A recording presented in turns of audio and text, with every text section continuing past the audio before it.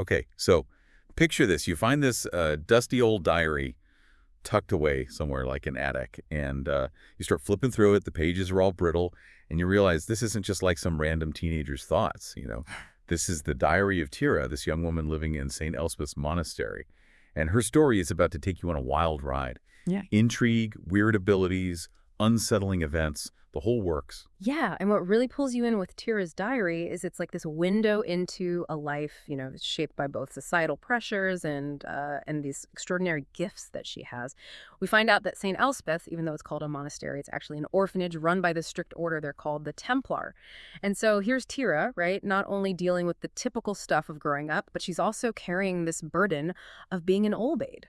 So for those of us who aren't familiar with this world, like, what does that even mean to be an Old-Maid? Why is it such a big deal for Tira? Well, based on what she writes in the diary, it seems like being an Old-Maid has a really negative social stigma attached to it.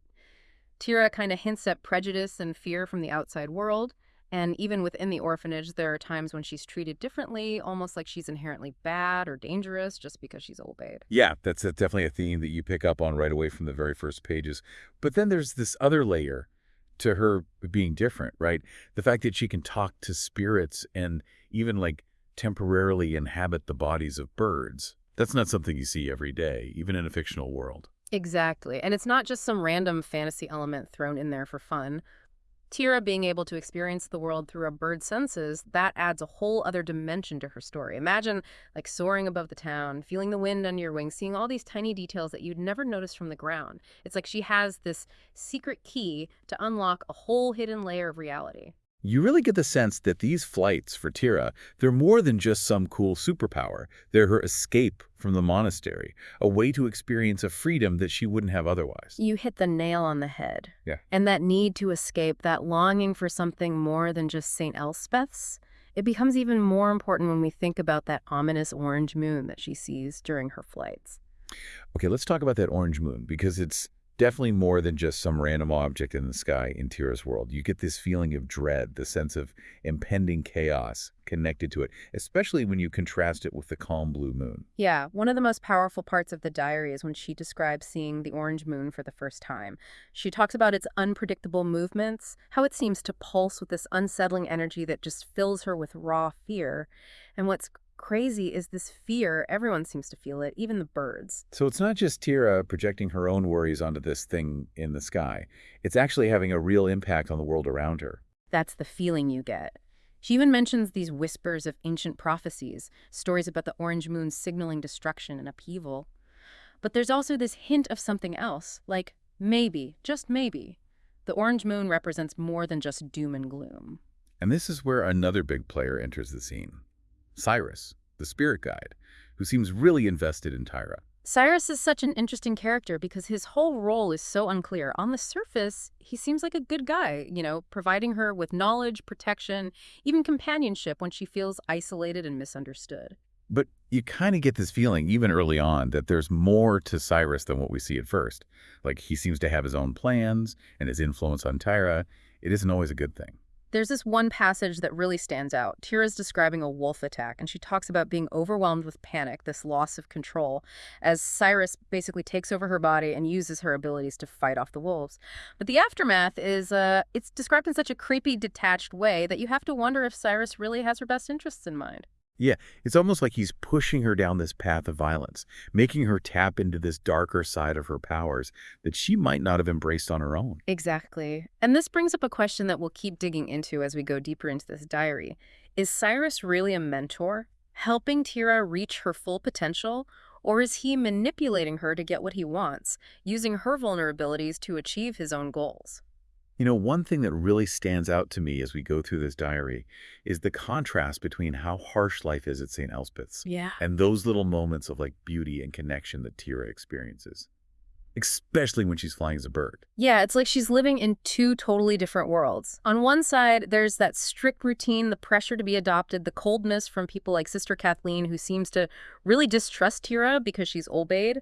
And then you have these almost transcendent moments where she's up above everything, feeling this incredible freedom like she truly belongs in the natural world. It makes you think maybe those flights weren't just an escape for her. Maybe they were a way to feel in control again in a world where she felt powerless. That's a great point. And there are entries that back that up where Tira talks about feeling a sense of purpose, even joy when she's taking care of the sheep at the monastery. It's like she finds this sense of peace when she's with them that's missing everywhere else. But even in the stables, she's still stuck with the rules of the monastery. That feeling of being judged and misunderstood is always there. And it's in that environment, feeling so isolated, that her relationship with Cyrus grows stronger. There's this one conversation in the diary that I thought was really interesting. Tira is telling Cyrus how frustrated she is with Sister Kathleen, and Cyrus says, "They fear what they don't understand, little one. They see your gifts as a threat, but I see them as a source of power." Whoa, that's a pretty powerful thing to say, right? It seems like Cyrus is purposely playing on her insecurities, making her feel even more like an outsider.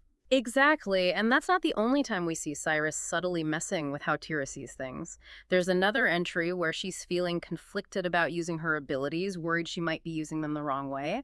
And Cyrus tells her her powers are a gift to embrace, not fear.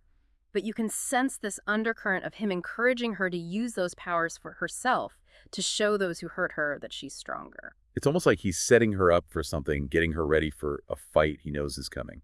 And that brings us to a turning point in Tira's story, when Sister Kathleen takes her diary. The diary is written in the secret language only Tira and Cyrus know, and it has all her private thoughts and memories, her connection to her mother. Losing it is like a huge blow to her. The emotion in that entry where she describes it is so raw. She writes about feeling like a part of her is gone, that her identity has been stolen. It's clearly way more than just a kid being upset about having something taken away. It's like a deep personal wound.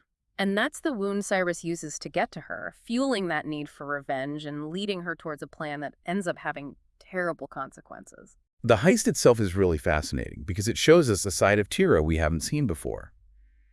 How smart she is, how resourceful she is, and that she's willing to break the rules. She spends weeks planning it all out, making keys, learning the sisters' schedules, even using her bird form to figure out Mother Angelica's office where they're keeping the diary locked in a safe. It's like all those years of feeling trapped and powerless, it's all channeled into this one act of rebellion. But as the heist happens, we see Tira start to change. The excitement and determination, it gives way to this scary feeling of detachment as Cyrus takes more and more control over what she's doing. There's a part where she describes breaking into the safe, her fingers moving with this speed and precision that she doesn't even recognize. It's like she's watching herself from outside her body, unable to stop it. And then that confrontation with Sister Kathleen. That part is so intense, so unsettling. You know something truly awful has gone down, but then the diary just ends. And it leaves us with this huge question.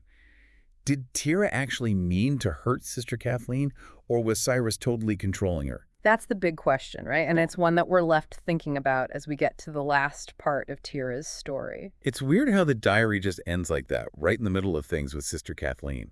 It's almost like Tira's being silenced, like her voice gets cut off, right when she finally starts to fight back. It definitely makes you feel uneasy, like what happened after that? Did Tira get away with her diary?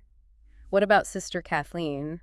And I guess the biggest question is what happened to Tira? We've talked a lot about the bad stuff in Tira's life, all the prejudice against her, how Cyrus manipulates her. But I think we should remember how strong she is, how much she wanted to make a place for herself, even when the world felt like it was against her. Oh, yeah, absolutely. Even in the darkest parts, you see these glimmers of Tira's good heart, like how dedicated she was to those sheeps, how she even learned how to heal them to keep them from getting sick. That says a lot about who she is. Yeah, it reminds you that even when things are rough, even when you feel alone, there's still good inside you. That ability to love and connect, it can't be destroyed. And I think that's what makes Tira's story so powerful. It's about trying to figure out who you are dealing with, power and influence, finding your own way when the world wants to tell you who to be. As we've been going through her diary, I can't help but think how her story is like our own struggles. We all have those orange moons, those things we're afraid of that could mess up everything.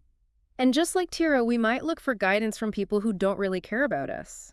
It's a reminder to think critically, to question the motives of people who act like they know everything. But it's also a story about hope, about finding your own voice, even when it feels like you're being silenced. Tira's diary ends with so much uncertainty, but you also get the feeling that her story isn't over. She's out there somewhere figuring things out, and I feel optimistic about what's next for her. Maybe that's the most important thing we can take away from this whole deep dive. Even in the dark, there's always a little bit of light, a chance to change and grow. As we wrap up Tira's story, it's worth asking ourselves, what are our own orange moons, and what choices will we make when we're facing them?